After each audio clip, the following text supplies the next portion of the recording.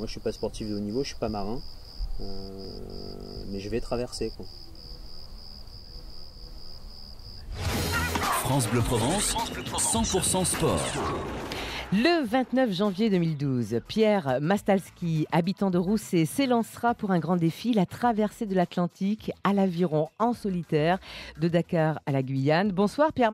Alors la première question que j'ai envie de vous demander, c'est si vous allez bien, parce que on se demande aussi qu'est-ce qui a déclenché chez vous cette idée, ce défi.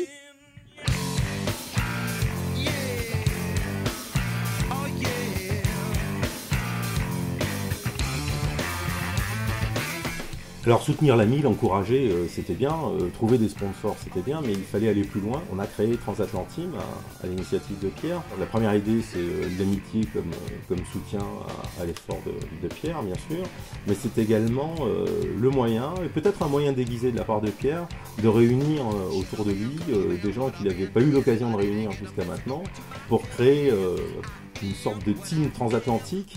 Et sans jeu de mots, il est vraiment transatlantique, puisque dans ce team, on a des amis qui viennent de Nantes, mais on a qui viennent de l'île de la Réunion, puis on en a qui viennent de Marseille, et je suis sûr que bientôt, on en a qui viendront de Guyane, parce que ils viendront nous rejoindre au titre de l'amitié quand ils verront l'exploit de Pierre.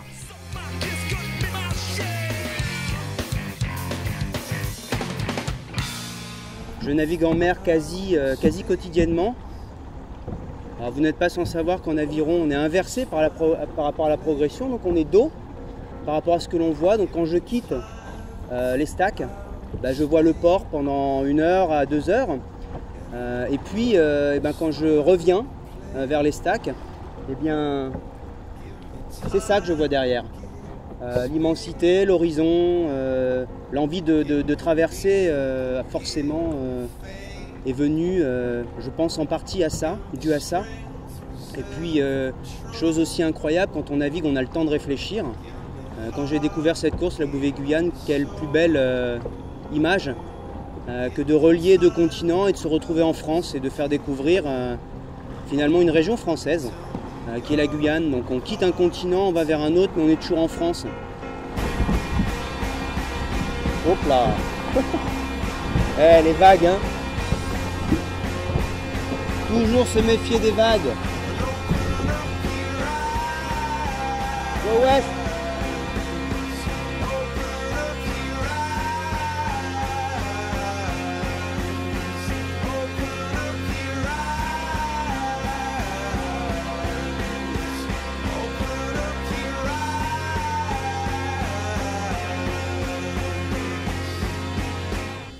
Et le deuxième fil conducteur qui était assez original, c'était de se dire que finalement, Pierre, comme le cycliste de Paris-Roubaix, restait en France. Et cet autre point de France qu'est la Guyane, c'est aussi un potentiel pour notre pays, un potentiel pour notre avenir. Grâce à nos départements d'outre-mer et nos territoires d'outre-mer, nous sommes présents partout sur la planète.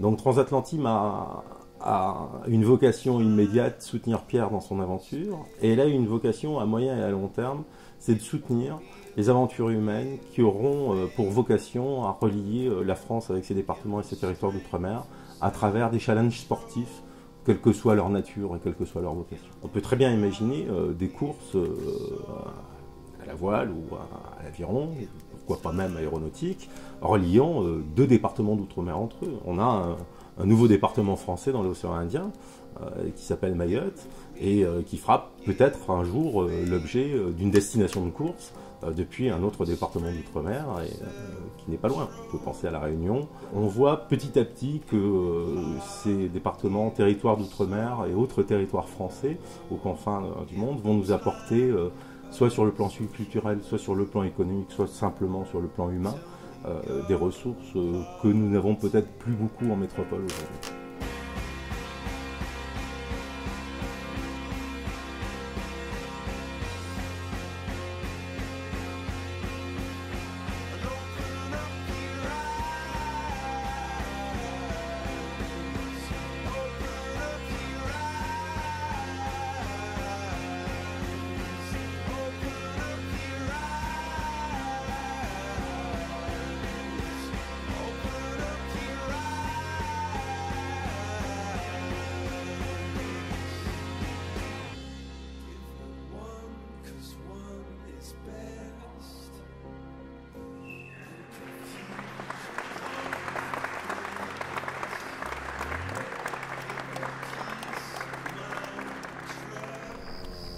l'appétit vient en mangeant et je me prépare comme les autres aussi. Et c'est une course.